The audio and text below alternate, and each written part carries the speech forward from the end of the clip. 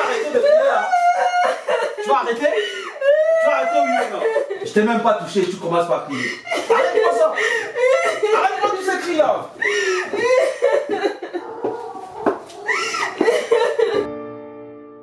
Un destin brisé, des rêves volés, une vie anéantie à jamais.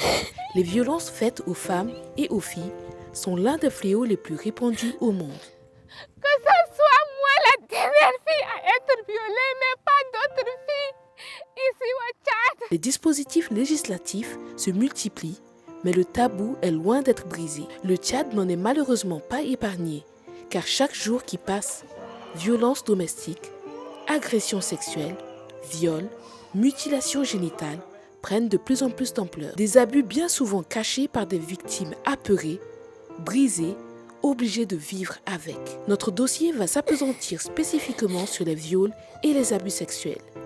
Mais avant, définissons ce mot viol, ce mot imprononçable, ce mot qu'on chuchote à défaut de prononcer, ce mal pernicieux, criminel qu'on ne saurait taire à défaut de passer pour complice.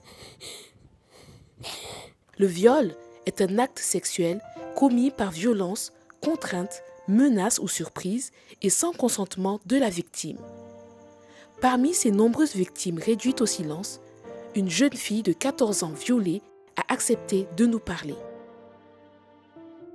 Bonjour, je m'appelle. Je suis en classe de CM1. Je suis dans une famille. On habitait avec mon oncle dans la même maison. Un beau jour, il m'a demandé d'apporter de l'eau. Je lui ai apporté de l'eau. Il s'est abusé de moi en me prenant et il s'est mis sa main sur ma bouche et il m'a empêché de dire à personne. Si j'ose ouvrir ma bouche, dire ça à ma maman ou à qui que ce soit, il va me faire quelque chose que moi-même je ne sais pas. C'est pour ça moi je n'ai pas pu dire à la maman jusqu'à ce que la maman même elle découvre. Et c'est pourquoi elle m'a demandé et je lui ai expliqué ce qui était arrivé. J'ai perdu ma dignité, les rêves que j'avais avant, j'ai tout perdu. J'ai même perdu la confiance en moi-même et je ne suis plus la fille d'avant. Si j'ai le pouvoir, j'aimerais bien être fort et avoir la force de changer ça. Et j'aimerais que ce soit moi la dernière fille à être violée. Si tu as un oncle dans la maison, n'aie pas totalement confiance à ton oncle. Par exemple, moi, j'ai totalement confiance à mon oncle. Et aujourd'hui, ce que mon oncle m'a fait, ça m'a fait vraiment mal. Je n'arrive même pas à le garder dans le jeu. Et je me disais, est-ce que c'est mon oncle qui est là? Pourquoi il s'est abusé de moi? Je compte à devenir quelqu'un pour défendre toutes les pauvres filles.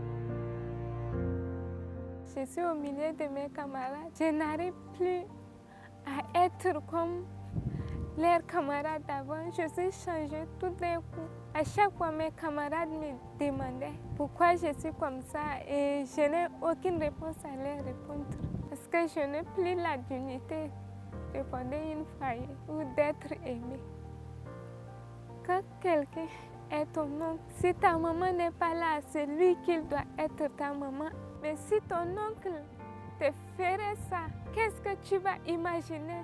Ou qu'est-ce que tu vas faire? Qu'est-ce que tu vas faire? J'aimerais que toutes les filles, qu'elles soient prudentes, à ne pas totalement avoir confiance à leur oncle. Même si ton oncle, il fait tout, il te taquine, il va te faire tout pour te violer. Chère maman, soyez prudent avec mon fils. Il ne faut pas que ça arrive à une autre fille. Que ce soit moi la dernière fille, je vous en prie.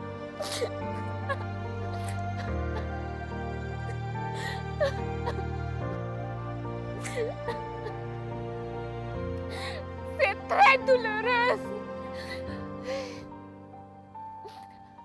Si tout ça t'arrive, tu vas tout perdre ce que tu as. Tous tes rêves, tout ce que tu vas construire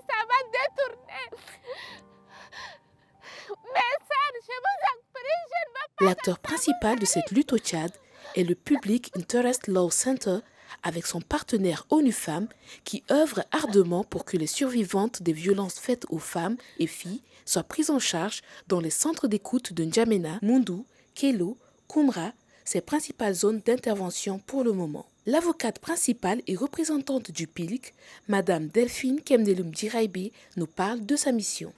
Le PILC, c'est un centre juridique d'intérêt public. Le nom, il est en anglais, Public Interest Law Center, dont l'objectif est de favoriser l'accès à la justice aux personnes démunies, aux personnes vulnérables, en mettant un accent particulier sur les femmes et les enfants. Donc le PILC existe depuis 2008 et nous faisons essentiellement de l'accès à la justice, donc à travers la mise à disposition d'aide légale, c'est-à-dire de l'aide juridique et de l'assistance judiciaire. Mais nous sommes au Tchad dans un contexte où la femme est reléguée au second plan.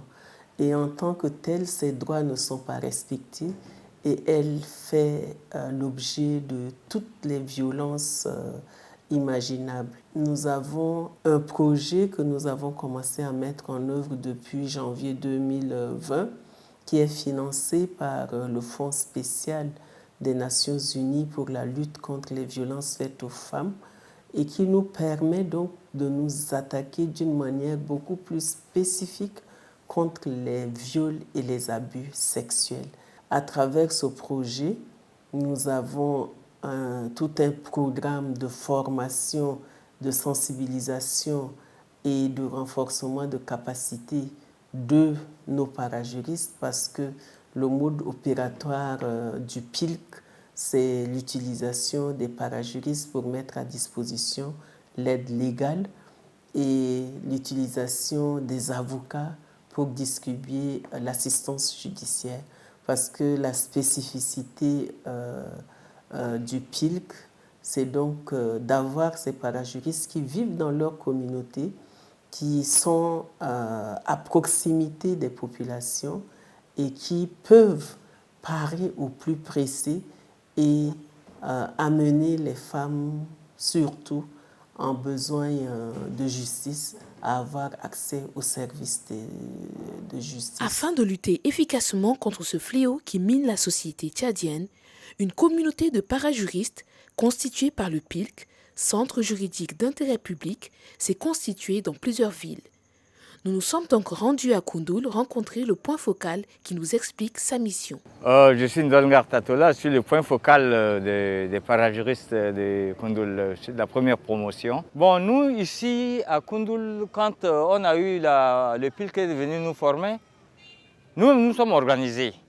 On a mis un petit bureau à notre sein afin de devoir partager ensemble ce qui se passe. Donc, nous étions dit qu'on se rencontre tous les samedis et une rencontre rotative. Si il y a quelqu'un qui accompagne une victime et que la justice demande des frais, certainement il faut repartir au PILC, ça va poser encore, au fait pas ça va pas poser problème, mais ça va ralentir les choses. Il y aura une lenteur. Donc on va puiser de la caisse rapidement. Si la justice a besoin de 10 000 francs, on prend dans la caisse pour aider le justiciable à aller vite et puis le PILC va nous rembourser après.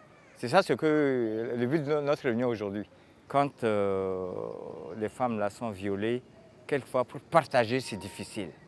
Parce qu'elles trouvent que non, ça si je partage peut-être que ça va être divulgué, mais quand elle apprend, quelquefois elle dit bon, Malèche, je vais vers les parajuristes. Avec eux, je sais qu'il y aura des secrets, ça ne va pas être divulgué. Donc je vais vers eux, je dis ceci, je dis cela. Et eux maintenant, ils prennent le relais. Nous ne sommes pas ni juges, ni avocats. Mais nous orientons. Un accompagnement s'avère nécessaire face à cet état de fait.